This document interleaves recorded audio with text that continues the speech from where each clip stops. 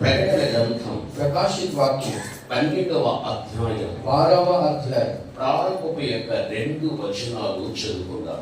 पहला दूसरा वचन को हम लोग पढ़ेंगे. पहले 2 वचनों को प्रकाशित वाक्य 12वां अध्याय. అప్పుడు పరలోకమందు ఒక గొప్ప సూచన కనబడేది. అది ఏంటి అనగా సూర్యుని ధరించుకున్న ఒక స్త్రీ, ఆమె పాదముల క్రింద చంద్రుడు శిరస్సు మీద 12 నక్షత్రముల కిరీటములు ఉండెను. ఆమె గర్భిణి అయి ప్రసవ వేదన పడుచు ఆ నొప్పులకు కేకలు వేయుచు ఉండెను. फिर स्वर्ग में एक बड़ा चिन्ह दिखाई दिया, अर्थात एक स्त्री जो सूर्य ओढ़े हुए थी और चांद उसके पांवों तले था और उसके सिर पर 12 तारों का मुकुट था. वह गर्भवती हुई और चिल्लाती थी क्योंकि प्रसव की पीड़ा में थी. ఈ వాక్య భాగములో మనం చూడగలిగితే इस वचन में हम लोग देखेंगे तो ఇది యోహాను పద్మస్సులో తాను ఒంటరిగా ఉన్నప్పుడు తాను చూచిన దర్శనం ఇది. ये यूहन्ना पटमस में जब अकेला था उस समय में ये दर्शन को देखा था. అనేక దర్శనాలు చూశాడు, అందులో ఇది ఒకటిగా మనకు కనిపిస్తూ ఉంది. बहुत सारे दर्शनों को देखा है, उसमें से ये एक दर्शन हमको यहाँ पर दिखाई देता है. ఆ దర్శనంలో మనం చూడగలిగితే वो दर्शन को हम लोग देखेंगे तो ఒక స్త్రీ మనకు కనిపిస్తూ ఉంది. एक स्त्री हमको दिखाई देता है. ఆమె సూర్యుని ధరించుకుని ఉంది. वो सूर्य को धारण किए, सूर्य को ओढ़ कर ली है. ఆమె పాదముల కింద చూస్తే उनके पैरों के नीचे हम लोग देखेंगे तो చంద్రుడు ఉంటున్నాడు. चांद है. ఆమె శిరస్సు మీద చూడగలిగితే उनके सिर के ऊपर देखेंगे तो 12 నక్షత్రముల కిరీటములు ఉండగలిగాయి. 12 नक्षत्र का 12 तारों का मुकुट हम लोग देखते हैं. ఆమె గర్భిణి అయి वो गर्भवती होकर ఆమె ప్రసవ వేదన పడడానికి అక్కడ కేకలు వేచి ఉంటున్నది. वो पीड़ा सहते हुए वो चिल्लाती है बोलकर हम लोग देखते हैं. ఇది ప్రకటన గ్రంథంలో కనిపించేటువంటి స్త్రీ. ये प्रकाशित वाक्य में हमको दिखने वाली स्त्री है. కేవలం ప్రకటన గ్రంథములో మాత్రమే 4 స్త్రీలు మనకు కనిపిస్తారు. केवल प्रकाशित वाक्य में उस किताब में हमको 4 स्त्री हमको दिखाई देता है. ఈ 4 స్త్రీలు కూడా చూడగలిగితే ये 4 स्त्रियों को हम लोग देखेंगे तो ప్రకటన 2:20లో యెజబెలు అనే ఒక స్త్రీ కనిపిస్తూ ఉంది. प्रकाशित वाक्य दूसरा अध्याय 20 में यजेबेल बोलकर एक स्त्री वहां पर हमको दिखाई देती है. ప్రకటన 12:1లో చూస్తే గర్భం ధరించిన స్త్రీ కనిపిస్తూ ఉంది. प्रकाशित वाक्य 12वां अध्याय में हम लोग देखेंगे तो गर्भ धारण की हुई वो स्त्री, गर्भवती स्त्री बोलकर हम लोग देखते हैं. ప్రకటన 14:4లో చూడగలిగితే प्रकाशित वाक्य 14 और 14 वचन में हम लोग देखेंगे तो 1,44,000 మంది స్త్రీ సాంగత్యము చేయనటువంటి వారు అక్కడ ఒక స్త్రీ కనిపిస్తూ ఉంది. वहां पर एक स्त्री दिखाई देती है जिसका अर्थ ऐसा है कि 1,44,000 लोग जो स्त्री के संगति में नहीं थे बोलकर. ప్రకటన గ్రంథం 19లో చూడగలిగితే మహాబాబేలు అనే ఒక స్త్రీ కనిపిస్తూ ఉంది. और प्रकाशित वाक्य 19वां अध्याय में महाबबुलोन बोलकर वहां पर एक स्त्री दिखाई देती है. ఈ విధముగా కేవల ప్రకటన గ్రంథములో 4 స్త్రీలు మనకు కనిపిస్తూ ఉన్నారు. इस रीति से केवल प्रकाशित वाक्य में 4 स्त्रियां हमको दिखाई देता है. ఒక్కొక్క స్త్రీని గురించి మనం ధ్యానించాలి అంటే एक एक स्त्री के बारे में अगर हम लोग को ध्यान करना है तो ఎన్నో గంటలు మనకు కావాల్సి వస్తుంది. कई घंटे हमको चाहिए होगा. అయితే ఈ సందర్భంలో पर इस समय में మనము చదువుకున్నటువంటి ఈ ప్రకటన 12 ప్రారంభపు యొక్క వచనాల్లో ఉన్నటువంటి విషయాలు మనం ధ్యానం చేసుకుందాం. हम लोगों ने जो अभी पढ़ा था प्रकाशित वाक्य 12वां अध्याय में वो प्रारंभ वचनों को हम लोग ध्यान करेंगे. అక్షర పదముగా కనిపించేది ఏదైతే ఉందో అది అక్షరార్థకంగానే మనం ధ్యానించకూడదు. जो अक्षर रीति से वहां पर लिखा गया है हम लोग अक्षर रीति से ध्यान नहीं करना है हमको. ఇది ఇశ్రాయేలు యొక్క ప్రజలకు సంబంధించిన చరిత్రగా ఇది ఉన్నప్పటికీ కూడా దీనిని కాస్త మనము ఆత్మీయంగా మనము ధ్యానించుకుందాం. ये इजरायलियों का संबंधित में इतिहास के रूप में लिखा गया वो वचन है, पर हम लोग है ना उसे आत्मिक रीति से देखना है, ध्यान करना है. ఇక్కడ కనిపించేటువంటి స్త్రీ అక్షరార్థకంగా మనం స్త్రీగా అర్థం చేసుకోకూడదు. यहाँ पर जो स्त्री हमको दिखाई देता है, हम लोग अक्षर रीति से नहीं देखना है उसे. ఇక్కడ కనిపించేటువంటి స్త్రీ బైబిల్ ప్రకారంగా చూడగలిగితే స్త్రీ పరిశుద్ధుడైన పౌలు సంఘానికి పోల్చగలిగాడు. यहाँ पर जो स्त्री हमको दिखाई देता है, प्रेरित पौलुस जैसे कि कहता है कि वो स्त्री परमेश्वर का कलीसिया है. అని ఎఫెసీయులకు రాసిన పత్రిక 5వ అధ్యాయం 31-32 ఆ మీదట మీరు ఇంటికి వెళ్ళి చదువుకోండి. वो हम लोगों को एफेसियों का पत्री 5वां अध्याय 31 और 32वां वचन में रहेगा. आप बाद में घर पे जाकर पढ़ लो. అంటే స్త్రీ దేవుడు సంఘానికి పోల్చిన తర్వాత तो स्त्री को परमेश्वर कलीसिया से तोलने के बाद సంఘం అనేది భూమి మీద ఎలా ఏర్పరచబడగలిగాది? कलीसिया इस पृथ्वी पर किस तरह से स्थापन हुआ है? సంఘము కేవలం యేసుక్రీస్తు ప్రభువు ద్వారా ఏర్పరచబడగలిగాది. कलीसिया जो है केवल प्रभु यीशु मसीह के द्वारा ही शुरू हुआ है. భూమి మీద ఏ మనుష్యుడు కూడా సంఘాన్ని ఇది వరకు స్థాపించలేదు. इस पृथ्वी में कोई भी मनुष्य अभी तक कलीसिया को स्थापन नहीं किया है. ఇది కేవలం యేసుక్రీస్తు దీన్ని స్థాపించాడు. केवल यीशु मसीह ही ये कलीसिया को स्थापन किया है. యేసుక్రీస్తు సంఘాన్ని ఎలా స్థాపించాడు అంటే यीशु मसीह ये कलीसिया का स्थापन कैसा किया है बोलो तो దేవుని పోలికలోను దేవుని చేతి నిర్మాణములోను మానవుడు చేయబడ్డాడు. मनुष्य जो है परमेश्वर के रूप में, परमेश्वर के समानता में, परमेश्वर के हाथों के द्वारा बनाया गया है. వాడు మంచిగా బ్రతకాలని దేవుడు వారి విషయంలో మంచి సంకల్పాన్ని దేవుడు కలిగాడు. वो लोग है ना अच्छा जीना है बोलकर परमेश्वर का योजना उनके और वैसा अच्छा रीति से था. అయితే మనుష్యుడు ఆ విధంగా జీవించలేదు. पर मनुष्य उस रीति से नहीं जिया. చిట్టు చివరికి వాని ద్వారా లోకంలో పాపం ప్రారంభమయ్యాది. और बाद में क्या हो गया बोलो तो उनके द्वारा, मनुष्यों के द्वारा इस संसार में पाप शुरू हुआ. వాని ద్వారా లోకము పూర్తిగా సంతానముతో అది ఉత్పత్తి అయిపోయారు. और उनके द्वारा ये पूरा दुनिया में संतान को उत्पत्ति हुआ. అతనిలో ఉన్న పాపం ఎప్పుడైతే ప్రారంభమైందో అతని నుండి వచ్చిన సంతతి అంతా కూడా పాపిస్తే జనాంగంగా మారిపోయారు. और जो मनुष्य में जो पाप था, उनके द्वारा जो संतान हुआ, पाप उनसे शुरू हुआ और मनुष्य जाति में सब लोगों में पाप आ गया. सब पापी मनुष्य बन गए थे. దేవుడు చాలా బాధపడ్డాడు. परमेश्वर बहुत दुखी हुआ. అసలు ఎందుకు చేశాను ఈ ప్రజలు, ये लोगों को मैंने क्यों बनाया? అని దుఃఖపడ్డాడు. ऐसा बहुत दुखी हुआ. ఆయన బాధపడగలిగాడు. वो बहुत ही दुखी हुआ. అని ఎప్పుడు బాధపడ్డాడు, ఎప్పుడు దుఃఖపడ్డాడు అంటే నోవాహు కాలంలో దుఃఖపడ్డాడు. वो कभी इतना दुखी हुआ और कब पश्चाताप किया बोलो तो नोवा के समय में वो उतना दुखी हुआ. అంతగా ప్రజలు చెడిపోయారు. उतना लोग है ना बिगड़ गए थे.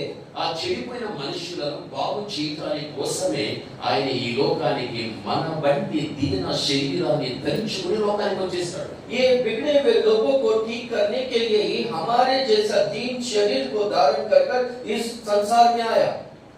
వచ్చిన క్రీస్తు ప్రభుల వారు आया हुआ यीशु मसीह తనలో ఉన్నటువంటి రక్తం అంతా ధారపోసేశాడు. उनमें जो लहू था उनका पूरा लहू को बहा दिया. మన చూపుడు వేలు నీళ్లలో పెట్టి పైకి ఎత్తినప్పుడు ఆ యొక్క వేలు కట్టుకున్నటువంటి నీళ్లు ఏ విధంగా జారి ఒక పొట్టుగా పడుతుందో అటువంటి కడవరి చివరి పొట్టు కూడా తనలో ఉంచుకోలేదు. जैसे कि हम लोग पानी में अपना उंगली डुबाकर ऐसा निकालते हैं तो जो आखिरी बूंद भी गिर जाता है, वैसे ही यीशु मसीह के शरीर में से आखिरी बूंद का लहू भी गिर गया नीचे. అసలు ఎందుకు క్రీస్తు తన రక్తాన్ని పూర్తిగా ప్రోక్షించేసేయాలి? क्यों यीशु मसीह अपना पूरा लहू पैसा बहा देना चाहिए था? క్రీస్తు ప్రభు యొక్క రక్తంలో ఒక శక్తివంతమైన కార్యం జరుగుతుంది. यीशु मसीह के लहू में एक सामर्थ्य काम जो है होता है. ఆ శక్తివంతమైన కార్యం ఏది అంటే वो सामर्थ्य काम क्या है बोलो तो మనుషునిలో ఉన్నటువంటి పాపాన్ని ఏది కానీ ఈ లోకములో ఏది కానీ తీయలేదు. मनुष्य के अंदर जो पाप है वो पाप को इस पृथ्वी में इस संसार में कुछ भी नहीं निकाल सकता है। అయితే యేసుక్రీస్తు యొక్క రక్తము ఒక్కటే మానవుని యొక్క శరీర ఆత్మల కట్టుకున్న మాలిన్యాన్ని కడిగి మనిషిని పరిశుద్ధునిగా చేసేది। केवल यीशु मसीह का लहू ही मनुष्य में जो पाप है उसमें जो गंदगी है, यीशु मसीह का लहू ही मनुष्य के अंदर से वो सारा पाप को मलिनता को निकाल सकता है।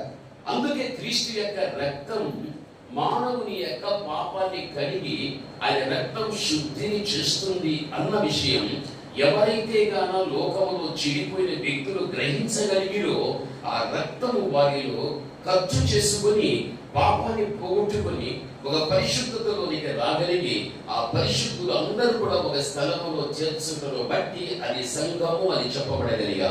इसलिए जो कोई भी इस पृथ्वी में बिगड़ गए, वो बिगड़ गए लोग अगर ये समझ जाए कि यीशु मसीह का लहू ही हमको पाप से छुड़ाकर शुद्ध करता है बोलकर समझकर विश्वास कर और अपने ऊपर वो लहू को खर्च करवा के लेते हैं, खर्च करवा के लेने के बाद जो इकट्ठा होकर प्रभु का आराधना करते हैं, उस रीति से ही कलीसिया स्थापन हुआ है। प्रभु ने कलीसिया को उस तरह से शुरू किया है। अभी आप सब लोगों का विश्वास एक ही है, प्रभु नम्माరు, आप सब लोगों ने प्रभु पर विश्वास किया है। దైవ సేవకుల ద్వారా వాక్య రీతిగా హెచ్చరిక పొందారు। परमेश्वर के सेवकों के द्वारा वचनों के द्वारा चेतावनियों को पाया है। యేసుక్రీస్తు శిలువలో ప్రోక్షించిన రక్తము ద్వారా మన పాపము కడుగబడుతుంది అని మీరు హెచ్చరిక పొందారు। यीशु मसीह के लहू के द्वारा जो सूली पर पाया है, वो लहू के द्वारा हमारा पाप का क्षमा होता है बोलकर ये चेतावनियों को आपने पाया है। అది నిజమని మీరు గ్రహించగలిగారు। वो सच है बोलकर आपने समझ लिया है।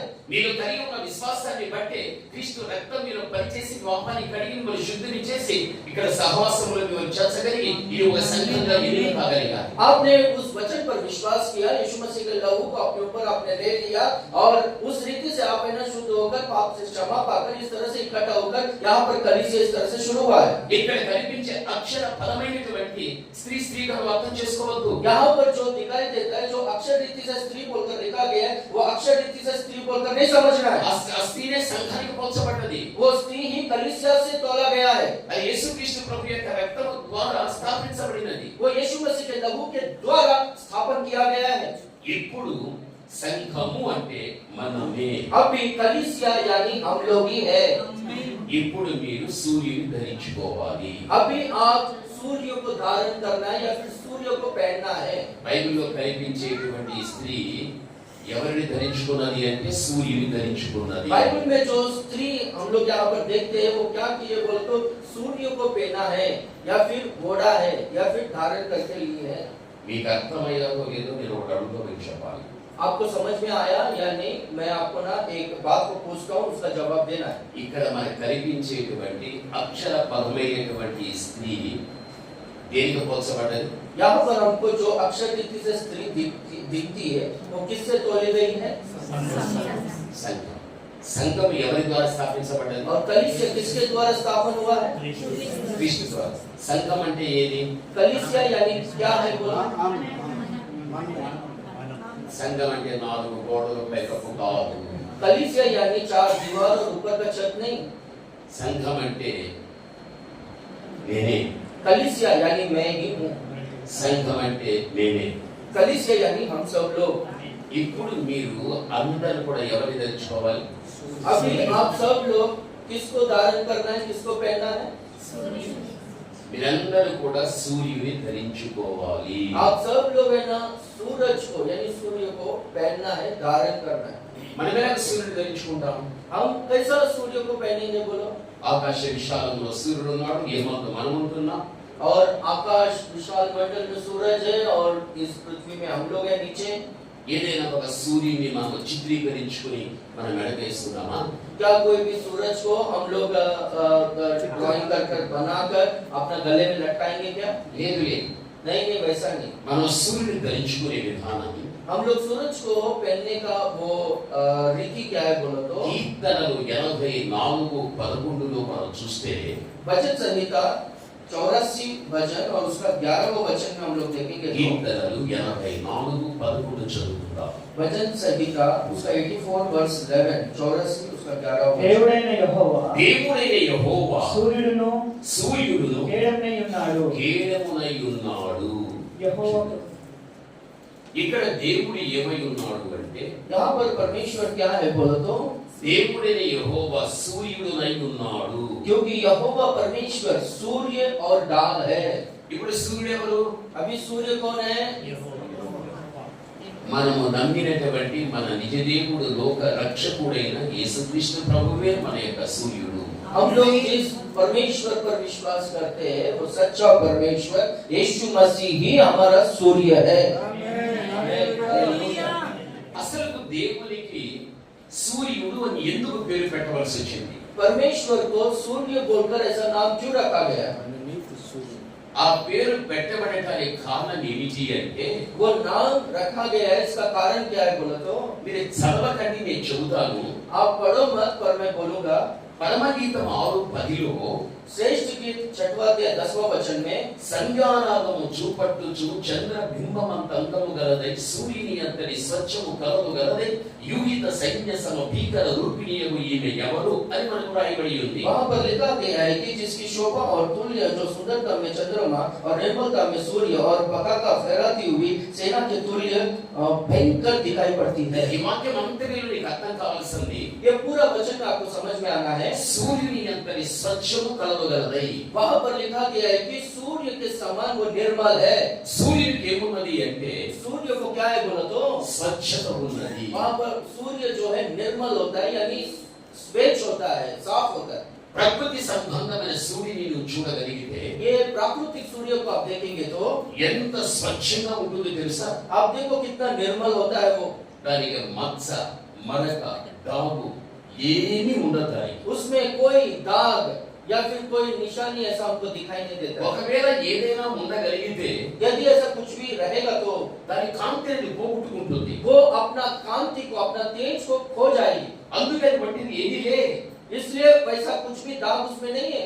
అందుకే ప్రకృతికి సంబంధించిన సూర్యునికి ఎంత స్వచ్ఛత అయితే ఉంటున్నదో, इसलिए प्राकृतिक सूर्य को जितना स्वच्छता, जितना निर्मलता है, సూర్యుడు అని బిరుదు పెట్టుకున్న దేవుడు కూడా అంత స్వచ్ఛమైన వాడు. जो परमेश्वर अपना नाम को सूर्य बोलकर रख लिया है, हमारा परमेश्वर भी उतना निर्मल और उतना स्वच्छ है।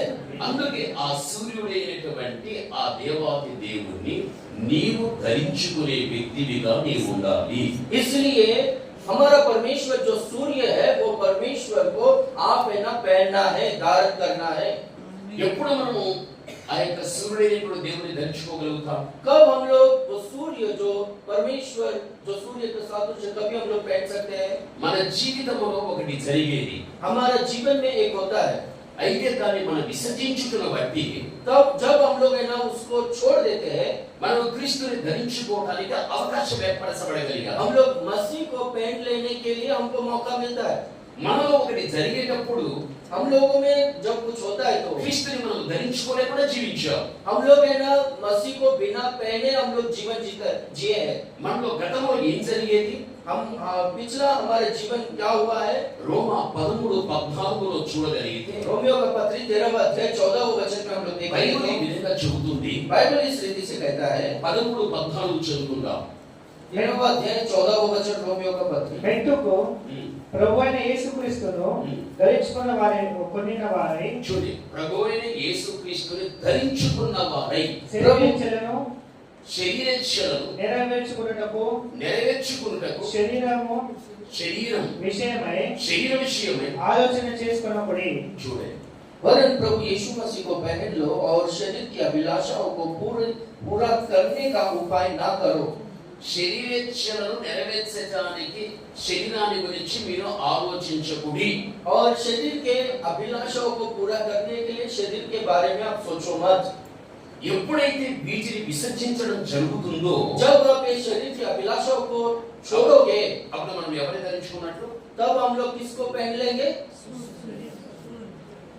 हिंदी वाले बोलो। నేను తెలుగులో చదువు మళ్ళీ.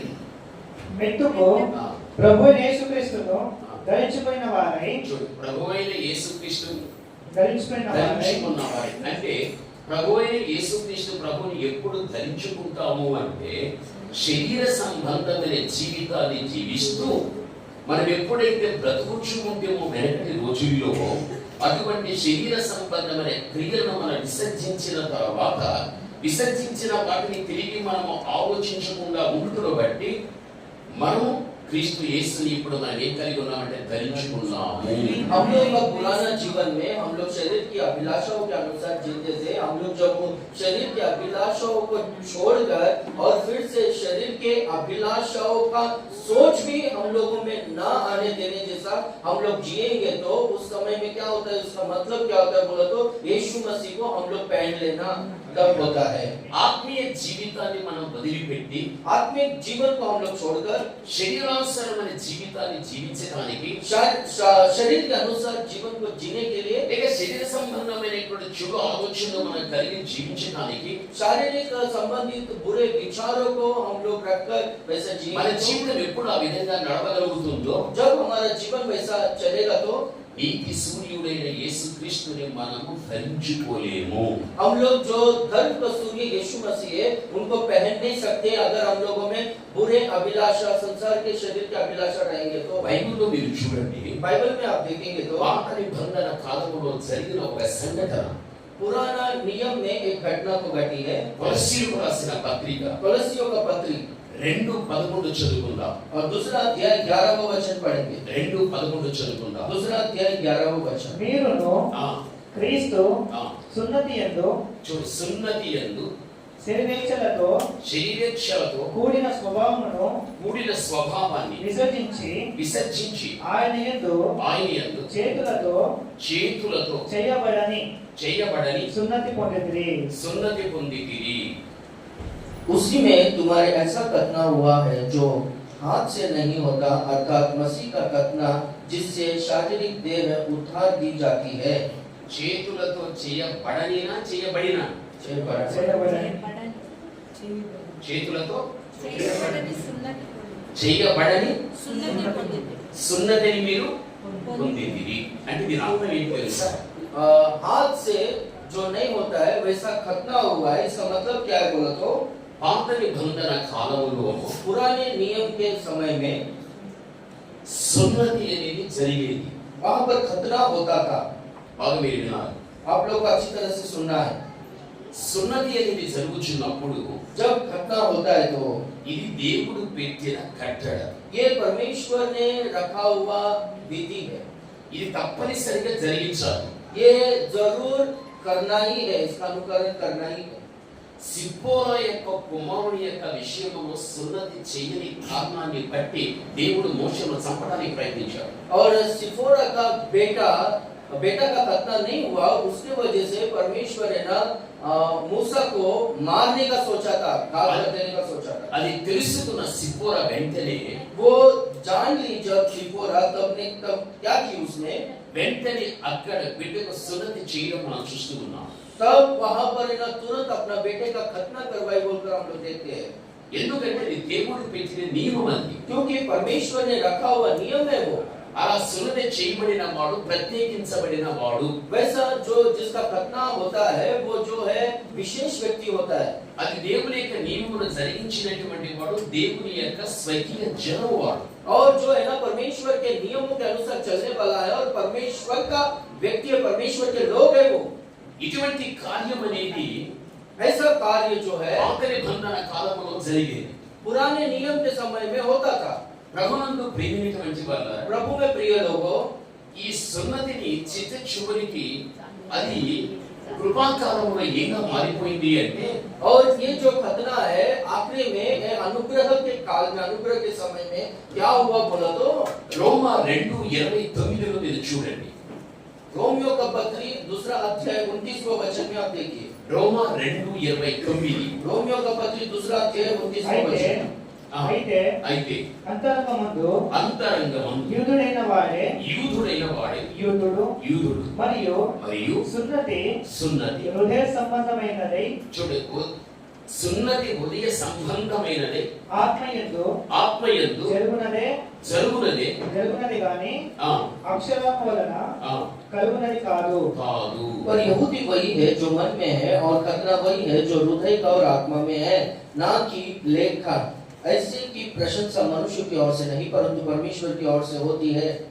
ఇక్కడ మీరు అర్థం చేసుకోవాలి. यहाँ पर आपको समझना है, సున్నతి హృదయ సంబంధమైనది అంటున్నాడు. खतना जो है वो हृदय का संबंधित है।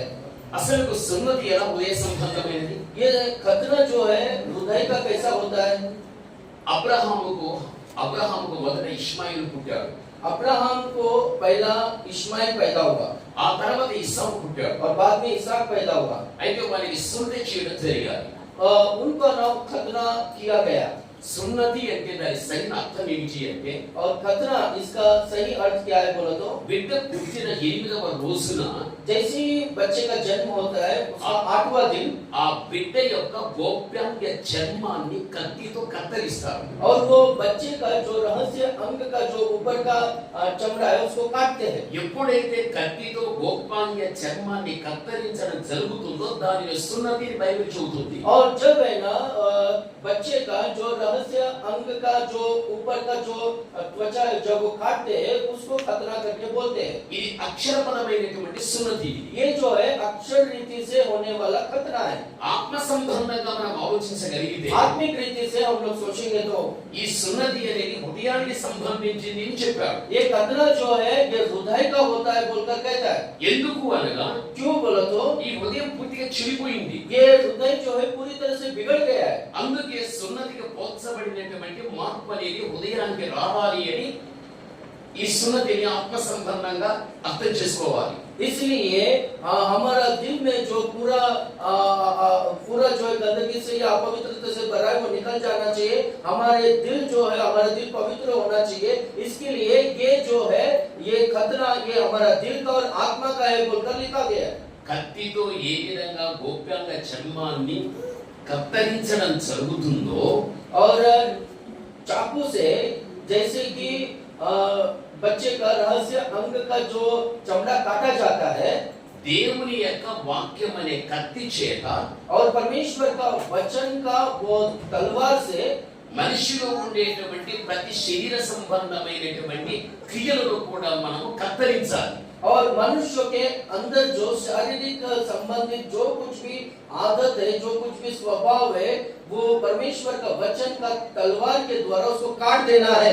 శరీరంలో ఇచ్చలు ఉంటాయి, और शरीर में जो है इच्छाएं होते हैं, ఆశలు ఉంటాయి, बहुत सारे आशाएं होते हैं కోరికలు ఉంటాయి. और बहुत सारे चाहत भी होते हैं। వీటన్నిటి కూడా దేవుని వాక్యం అనే కత్తి చేత మనము కత్తిరించేసి మనలో నుండి వేరు చేసేయాలి. ये सब कुछ जो है परमेश्वर का वचन जो है ना तलवार का साधन से ये सब कुछ हम लोग काट कर हमारे अंदर से निकाल देना है। పాత నిబంధన కాలంలో కత్తి చేత గోప్యంగ చర్మాన్ని కత్తిరించడం వేరు చేయడం జరుగుతున్నదో దానికి పోల్చబడినటువంటి రీతిగానే ఈ శరీరానికి సంబంధించిన క్రియలు కూడా దేవుని వాక్యం అనే కత్తి చేత కత్తిరించి మనుషులు వేరుపరచబడినప్పుడే వాడు సున్నతి చేయబడినటువంటి వ్యక్తిగా మనము పోల్చవచ్చు.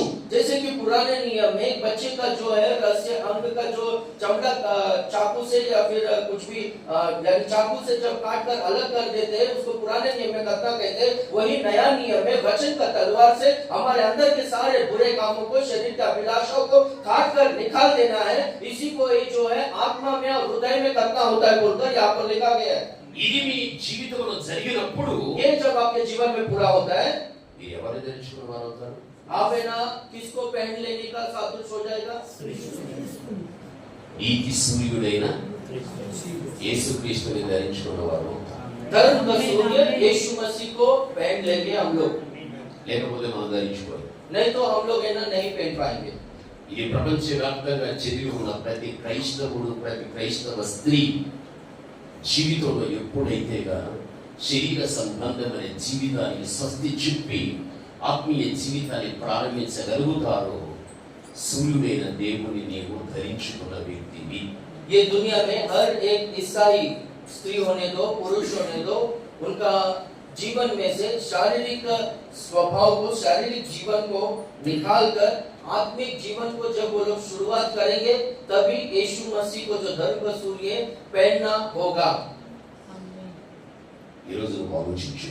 आज आप सोचिए, ఒక నామకర్త క్రైస్తవులుగా బ్రతకకూడదు. नाम के लिए जो मसीह लोग हैं वैसा नहीं जीना चाहिए। నీవు నిజముగా క్రీస్తుని ధరించుకున్న వ్యక్తివైతే आप सच में यीशु मसीह को जो सूर्य है उसको पहना है तो నీ ఇంటి వారు आपके घर वाले నువ్వు వెళ్ళే సంఘం आप जो कलीसिया जाते हो कलीसिया, నువ్వు తిరిగే సమాజంలో आप जो समाज में घूमते हैं वो समाज, ఎవరికి నువ్వు కనబడవు. आप किसी को दिखाई नहीं देंगे। నీవు ధరించుకున్న యేసే అనేకులకు కనబడడం జరుగుతుంది. आप जो यीशु मसीह को धारण किए हो, पहने हो, वो यीशु मसीह ही सबको दिखाई देता है। ఇది సత్యం. ये सच है।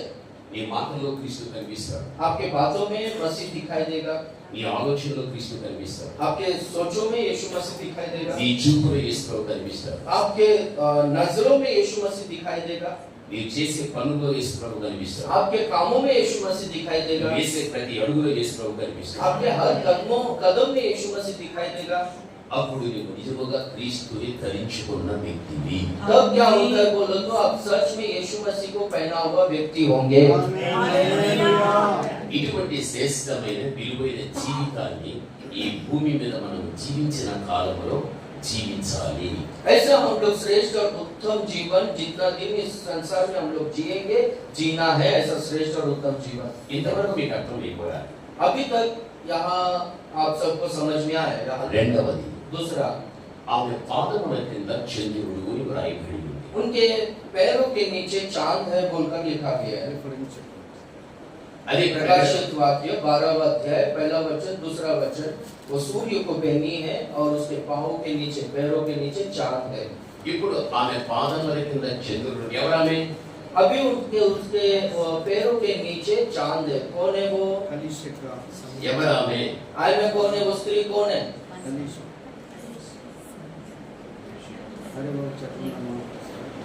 వెలిసి చెప్పు. ఎవరామె? कौन है वो कलीसिया? మీరు సరిగా వాక్యం విన్నా? आप बराबर वचन नहीं सुने। పాస్టర్ గారు చెప్పండి మీరు. हाँ? ఎవరు ఆమె? స్త్రీ ఎవరికి పోల్చబడదేమా? సంఘం అంటే ఎవరు? स्त्री किससे तोली गई है? कलीसिया।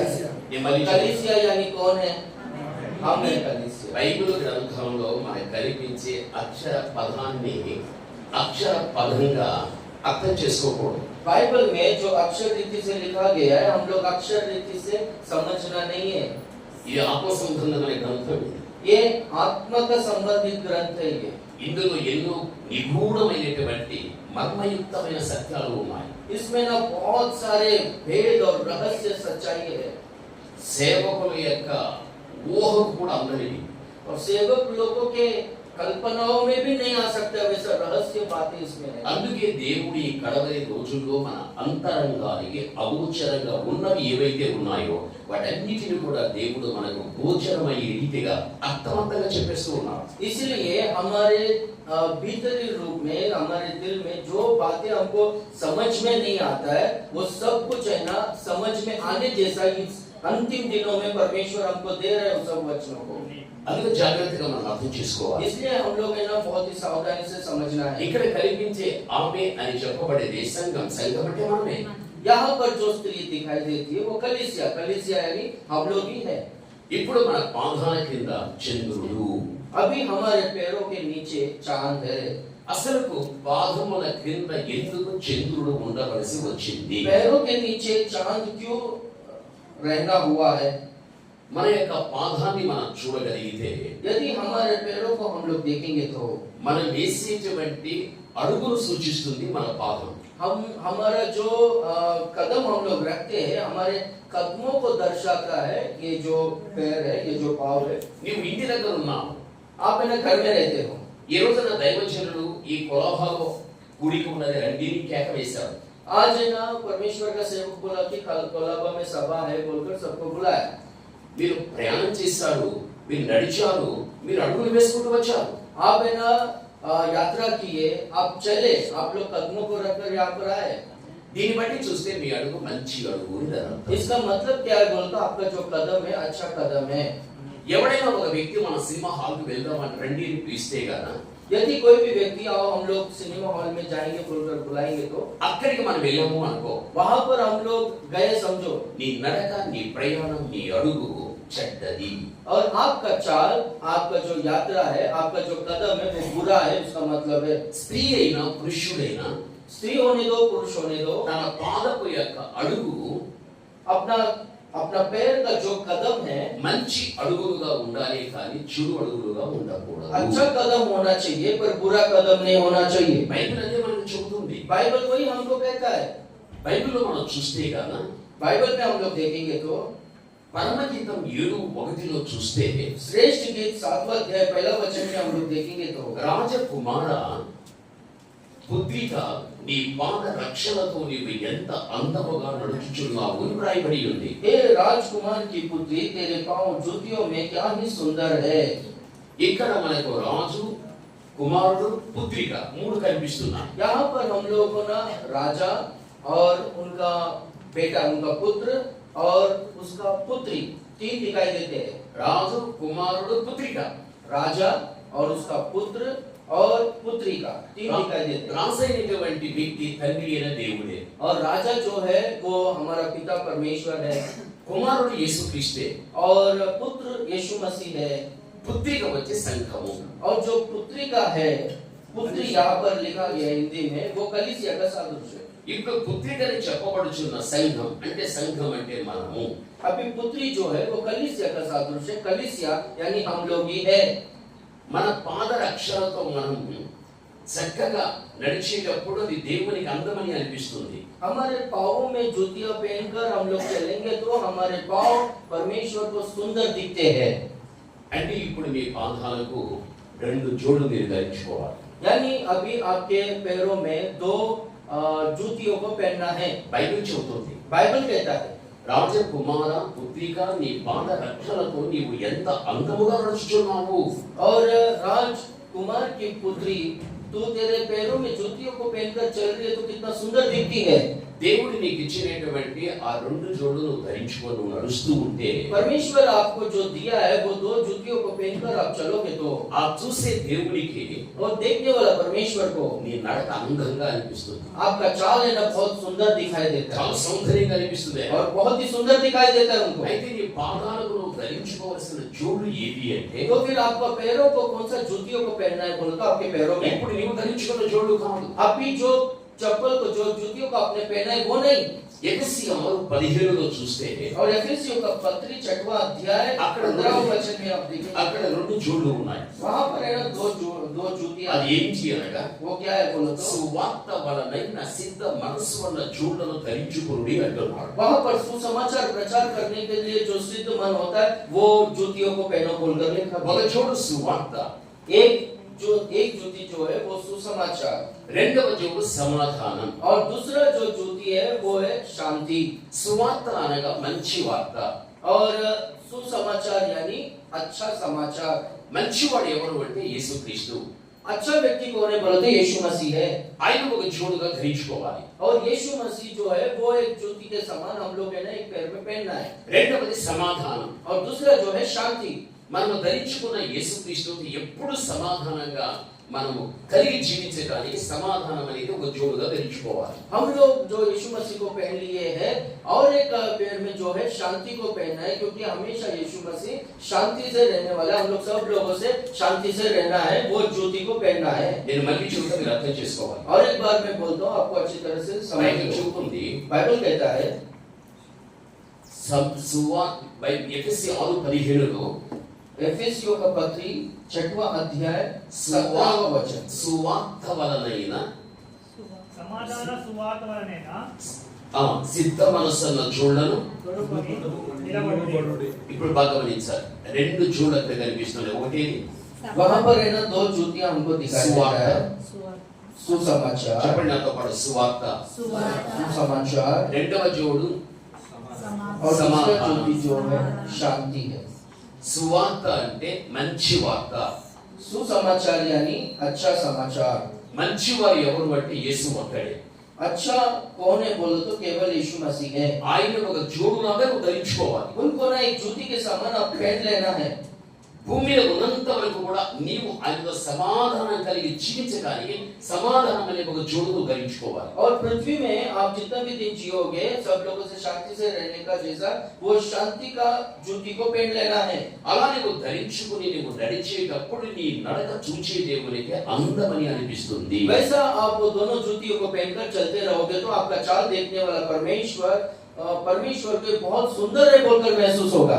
బైబిల్లో విధంగా నడవని ఒక వ్యక్తి ఉన్నాడు. बाइबल में उस रीति से नहीं चला हुआ व्यक्ति है. అతని గురించి తన తండ్రి ఎంతో బాధపడ్డాడు. उनके बारे में उनका पिता बहुत ही दुखी हुआ. వాడు ఎవరో కాదు, वो दूसरा और कोई नहीं, తప్పిపోయిన కుమారుడు. वो उड़ाऊ पुत्र है. వాడు చాలా కాలం తర్వాత वो बहुत समय के बाद తండ్రి నుండి పట్టుకుపోయినటువంటి ఆస్తిని అంతా దుర్వ్యాపారాలకు ఖర్చు చేసేశాడు. और पिता से जो संपत्ति को लेकर गया था वो संपत्ति का जो भी धन है वो है ना दुर्व्यापार में खर्चा करके दिया. చివరికి తన తినడానికి కూడా ఆహారం లేదు. और आखिरी में खाने के लिए भी उसको भोजन नहीं था. నెమ్మదిగా నా తండ్రి దగ్గరికి వెళ్ళిపోయి ఒక పరిపాడుగా చేరి ఆ పరికి దగ్గర పోషణ నాకు దొరికే చావు అని చెప్పని అంతరంగా పరివర్తన చెంది తండ్రి ఇంటికి వచ్చేసాడు. और मन में ऐसा सोचा कि मेरे पिता के पास जाऊंगा और मेरे पिता से मैं क्षमा मांगूंगा, मैं वापस मेरे पिता के घर में जाऊंगा बोलकर ऐसा जब मन में उसको परिवर्तन आया, पश्चाताप आया और जब पिता के पास गया तो వెంటనే తండ్రి కుమారుని చూశాడు. और दूर से ना पिता पुत्र को देखा కుమారుడు తల్లిని చూశాడు. और पुत्र पिता को देखा. వెంటనే తండ్రి కుమారుని చేర్చుకోగలిగాడు. और तुरंत पिता ने पुत्र को अपना लिया, క్షమించేశాడు. और उसको क्षमा किया. జరిగిన విషయం ఏంటి తెలుసా? और क्या हुआ पता है क्या? వీరికి చెప్పులు తొడిగించుడి అన్నాడు. और अपने सेवक लोग से कहता है कि इसको जूतियों को पहनाओ बोलकर. ఉంగరం అర్థం వేరు. और ఉంగరం और अंगूठी जो है वो अलग है. ప్రశస్త వస్త్రముల అర్థం వేరు. और जो प्रशस्त वस्त्र है उसका अर्थ अलग है. ఆ విందు వేరు. और वो जो बोझ बड़ा बोझ ఆ స్నానం वो अलग వేరు. है. ఆ స్నానం వేరు. और वो नहाना वो अलग है. అక్కడ జరుగుచు నాట్యాలు వేరు. वहां पर जो नाट्य हो रहा था वो अलग है. అక్కడ మనకి ముఖ్యమైనది ఏంటి అంటే वहां पर मुख्य क्या है बोलो तो వీరికి చెప్పులు తొడిగించుడి అన్నాడు. इसको जूतियों को पहनाओ बोलकर बोला. అంటే దాని అర్థం ఏమిటి అంటే यानी इसका मतलब क्या है बोलो तो వాడు ఇంకెప్పుడు కూడా తండ్రితోనే ఉండిపోవాలి. इसका मतलब क्या है तो वो हमेशा अपने पिता के पास ही रहना है. తండ్రి ఎప్పుడు కూడా వాడితోనే ఉండిపోవాలి. और पिता हमेशा उसके साथ में ही रहना है. ఉండిపోయాడు. और वैसे ही रह गया. బైబిల్ చెబుతుంది बाइबल कहता है సమాధాన సువార్త బలదైన సిద్ధ మనసన్న జోడును ధరించుకొనుడి. और पापों में मेल के सुसमाचार की तैयारी की जूती पहन लो. యేసుక్రీస్తుని ఒక జోడులాగా ధరించుకోవాలి. और यीशु मसीह जो है एक जूती के समान पहन लेना అంటే ఎల్లప్పుడూ కూడా మనం సమాధానం కలిగి జీవించడానికి సమాధానం అనేది ఒక జోడుగా ధరించుకోవాలి. और एक बात सब लोगों से मेल मिलाप से रहना है, शांति से रहना है बोलकर वो एक जूती को और एक पैर में पहन लेना है. మనకి చెప్పులు లేవు కాబట్టి తండ్రికి దూరం అయిపోయాడు. उनके पास वो चप्पल जूतियां नहीं था, उसके वजह से वो पिता से दूर हो गया था. మరి పాపాన్ని బట్టి తండ్రితో సమాధానం లేకపోయాడు వాడు. और उसका पाप की वजह से वो पिता से न शांति से मेल मिलाप से नहीं रहता था. వాడు ఎప్పుడైతే మార్పు చెంది రాగలిగాడు और जब वो बदल कर वापस आ गया వెంటనే మన చెప్పులు తొడిగించేశాడు. और तुरंत उसका पैरों में चप्पल पहना दिया. అంటే ఇంకెప్పుడు కూడా తండ్రితోనే ఉండి ఇంకా తండ్రితోనే కూడా సమాధానం కలిగి జీవించాలి అనే ఒక అర్థాన్ని తెలియపరుస్తుంది ఆ వాక్యం. और वहां पर वो वचन हमको ऐसा समझाता है कि वो हमेशा पिता के साथ में पिता पुत्र के साथ में रहेंगे बोलकर वो वचन हमको बताता है. దేవుని బిడ్డలైన మన జీవితంలో परमेश्वर के बच्चे जो हम लोग हैं हमारे जीवन में మనసాక్షికి వాక్యానికి దేవునికి భిన్నమైన ఒక తప్పు మనం చేశాము అనుకో. हमारा विवेक का परमेश्वर का विरोध में अगर हम लोग कुछ भी पाप किया समझो దేవునికి మనం దూరం అయిపోయినట్లే. हम लोग परमेश्वर से दूर हो जाते हैं. అంటే దేవునితో మనకి సమాధానం లేదు. यानी इसका मतलब क्या है बोलते परमेश्वर के साथ में हमारा रिश्ता नहीं है. అటువంటి పరిస్థితి మన జీవితానికి రాకూడదు. वैसा परिस्थिति हमारे जीवन में नहीं आना चाहिए. బైబిల్లో మీరు చూడండి, बाइबल में आप देखिए ఆదికాండ 3వ అధ్యాయం 8వ వచనాన్ని చదువుకుందాం. उत्पत्ति का किताब 3 अध्याय 8वां वचन पढ़ेंगे. అక్కడ బైబిల్ ఈ విధంగా చెబుతూ ఉంది. वहां पर बाइबल इस तरह से कहता है. చదువుకుందాం. 3:7 చదువుకుందాం. पढ़ेंगे 3 अध्याय 8वां वचन. చల్లపుటను చల్లపుటను ఆదాము అతని భార్యయు అతని భార్య తోటలో సంచరించుచున్న దేవుడైన యెహోవా స్వరము విని. చూడండి, దేవుడైన యెహోవా స్వరమును విని. దేవుడైన యెహోవా ఎదుటి చాలు చాలు. ఈ వాక్య భాగంలో చూస్తే वहां पर वचन में हम लोग देखेंगे तो దేవుడు చల్లపూట ప్రతిరోజు ఆదాము అవ్వ దగ్గరికి వచ్చేవాడు. परमेश्वर हर दिन ठंडे समय में आदम हवा के पास आता था. దేవుడు ఏదైనా తోటలకు వచ్చేసిన తర్వాత परमेश्वर अदन के वाटिका में आने के बाद ఆ తోటలో ఏదో ఒక స్థలంలో కూర్చునేవాడు కాదు. वहां पर है ना वो वाटिका में एक जगह में बैठता नहीं था। దేవుడు ఏదో ఒక పని పెట్టుకొని చేసుకుంటూ ఉండిపోయేవాడు కాదు. परमेश्वर कुछ तो काम नहीं करता था वहां पर। ఆ స్థలంలోకి వచ్చిన తర్వాత సంచరించేవాడు. वो स्थान में आने के बाद क्या करता था बोले तो घूमता था, टहलता था। సంచరించుట అంటే నడుచుట, वहां पर टहलना यानी चलता था वो, పయనించుట, और घूमते रहता था इधर उधर, అడుగులు వేసుకుంటూ పోతా. और कदमों को रखकर जाते रहता था। అది ఆదాము అవ్వ చూసిన తర్వాత वो आदम और हव्वा देखने के बाद ఆయన తిరిగితే తిరగని అని చెప్పి వీళ్ళిద్దరు కూడా ఒక స్థలంలో కూర్చొని కబుర్లు చెప్పుకునేవాడు కాదు. वो चल रहे तो चलने दो बोलकर ये लोग एक जगह में बैठकर आपस में बातचीत करते नहीं रहते थे। ఆయన వచ్చిన వెంటనే వీళ్ళు वो जैसे ही आता था ये लोग क्या करते थे, భయపడేవాళ్ళు. ये लोग है ना डर जाते थे। ఆయన వెళుతూ ఉన్నప్పుడు और जैसा वो जाते थे ఆయనతో కూడా నడుచుకుంటూ వెళ్ళేవాడు. परमेश्वर के साथ में ये लोग भी चलते थे। ఆయన అడుగులు అడుగు వేసుకుంటూ వెళ్ళేవాడు. उनके कदमों में कदम को रखकर चलते ఆ थे। తోటంతా ప్రయాణం చేసేవాడు, ఆయనతో పాటు వీళ్ళు ప్రయాణం చేసేవాడు. और वो पूरा वाटिका में जैसे कि परमेश्वर घूमता था उनके साथ में ये लोग भी घूमते थे। ఆమె పాదముల కింద చంద్రుడు, उनके वो स्त्री का पाँव के नीचे चांद है बोलकर हम लोग देखते हैं। పాదం మన వేసే అడుగును సూచిస్తుంది. और पाँव जो है हम लोग जो कदमों को रखते हैं वो कदम को दर्शाता है। మన అడుగు దేవునిదై ఉండాలి. हमारा जो कदम है परमेश्वर का होना चाहिए। మన అడుగు ఎక్కడ కానీ పాప సంబంధమైన లోక సంబంధమైన అడుగులుగా ఉండకూడదు. हमारा कदम जो है कोई भी पाप का संबंधित या फिर संसार का संबंधित कदम नहीं होना चाहिए। సృష్టి యొక్క ప్రారంభంలోని ఆదిమ దంపతులైన ఆదాము హవ్వ దేవుడు దిగి వచ్చినప్పుడు ఆయన నడుచుకుంటూ వెళ్ళేది, ఆయనతో పాటు వీళ్ళు నడుచుకుంటూ వెళ్ళారు. और सृष्टि का आरंभ में जो पहला दंपति थी वो दंपति जो है परमेश्वर जैसे कि अदन के वाटिका में चलता था उनके साथ में ये लोग भी कदमों में कदम मिलाकर चलते थे। ఈ పాదపు యొక్క అడుగు ఆ విధంగానే ఈ భూమి మీద ఉన్నంత వరకు సాగిపోవాలి. आपके पाँव का कदम इस पृथ्वी में आप जितना दिन रहोगे उतना दिन